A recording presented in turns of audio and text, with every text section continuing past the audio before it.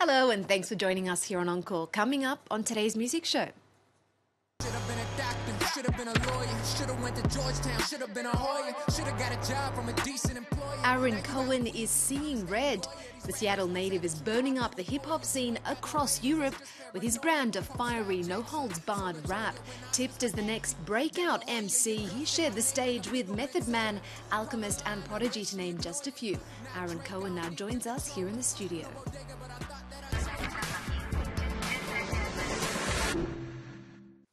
Aaron, welcome to Paris. We're happy to have you here with us. Thank you for having me. Now, France absolutely loves you. You're blowing up here, getting a lot of love, actually, even more than your hometown. Now, is it true that you got a really big boost here when a TV station played your clip on repeat for 3 days during a technical malfunction? I think it was some divine intervention. I don't really know what happened, but I started getting tweets and messages saying, I keep seeing your video over and over and over again. And, props to the TV station. We won't say which one, but to play a rap video on repeat for 3 days during a malfunction, that's pretty impressive. Yeah, you can't pay for promotion that good, I don't think. Now, you're from Seattle, which is a mecca for music. You spent some time in New York before moving to LA. Now, let's go back to the beginning where it all started. I heard that for you, it all began with, banging some beats on tables and countertops and freestyling over the top. How did you come up? Who told you that? My mom? I have to say, I had a line with the mum. Yeah, I grew up I didn't have, any sound system or any studio. Obviously, I was a little kid, so I would just bang on the lunchroom table. I used to, when I was in the shower, there's really good acoustics in the shower. I would bang on the wall, and my family would yell at me all the time, stop making noise, stop making noise. And I told them, one day, you'll see why I'm making all this noise. And that brings us to See Red, your latest record. Tell us, Aaron, what has you seeing red today? What are you raging against? I've been working on music for a long time, and not everything worked out the way that I wanted. And just the music industry and the music business, there's a lot of snakes, there's a lot of lies, there's a lot of fake stuff. And one day I just got in the booth and made some really aggressive, hardcore music. It was just like therapy for me. And I think you can see on the album cover, it's like I'm about to lose my mind. I heard you do a freestyle not too long ago. You said, dropped by your label, dropped by your girl, now you're on top of the world. Yes. Is that kind of a reflection of what's happened and where you are? Yeah, I think, to get where you want to get, you gotta take some falls. And I definitely took a lot of falls on the way here. Well, yeah, you got to get through the hard stuff to get to the top. Well, let's take a look now at a cut from the record. This is See Red. From the home of the Sonics, every record is chronic. I don't spit out vomit. You made me, this is what you wanted. Yeah, I get it. It's not that complicated. Yeah, I did it. Tell my mom I made it. Put the money in the bag, that shit confiscated. Yeah, I get it. It's not that complicated. Yeah, I get it. It's not that complicated. Yeah, I get it. It's not that complicated. There's a lot of rage and violence in that clip, Aaron. There's one scene that's particularly shocking where you actually shoot yourself in the head. You said that your mum also found that scene a little bit difficult to stomach. Now, a number of hip-hop artists are using their platform to advocate for gun reform. Where do you stand on that issue? I'm all for gun control and gun reform. I don't think there's any reason why people should be able to walk around with, machine guns and take them into schools. But, when I make my art, there's no rules, So I think a lot of what I do is a reflection of the society I live in. And I'm not going to not display violence because I don't believe in violence, if that makes sense. Let's go now to where those messages were born. You said that writing is a spiritual experience and performance is kind of like the drug. What kind of spiritual awakening did you have during the making of this record? I think I just tapped into something deep inside of me because a lot of my previous music was very mellow because on the surface I'm a mellow person, but while writing this, I discovered that I have a killer instinct, and I'm very aggressive and competitive, and I needed to let that out of myself before I really got where I needed to go.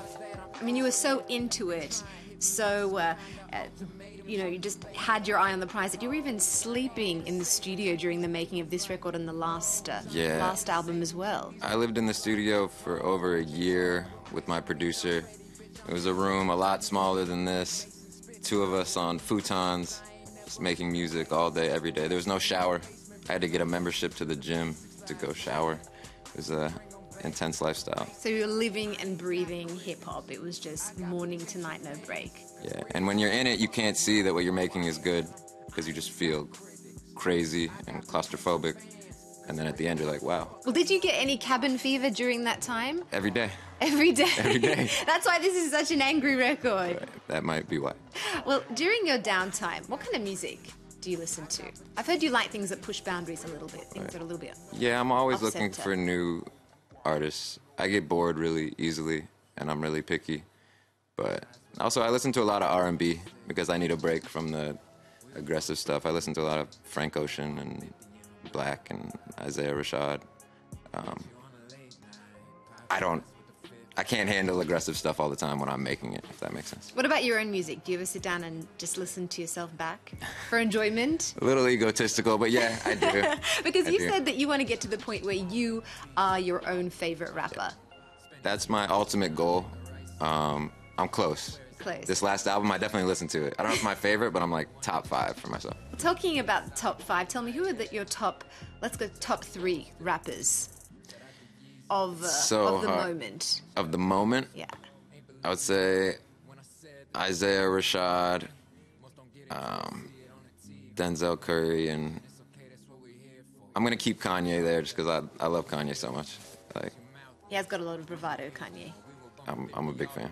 Big fan of that. Well, from hip-hop, let's go to another one of your favorites, R&B, and that brings us to our music news of the week, starting with Sex and Cigarettes. 7-time Grammy winner Toni Braxton's new album marks a quarter-century career milestone for the R&B singer, coming on the heels of her collaborative project with Babyface, Love, Marriage and Divorce, and a 2010 solo release, Pulse. Now, the soulful songstress is doing what she does best, belting out heart-wrenching piano ballads about love, infidelity, and heartbreak. Do check out Deadwood.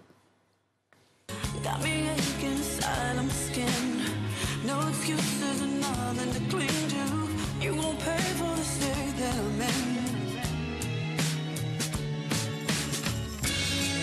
Just wanna let you know I won't let this one go. You got me down, and out. Think you got me good. Let me like some deadwood. Next, Boarding House Reach is the 3rd solo album by American rocker Jack White of the White Stripes fame.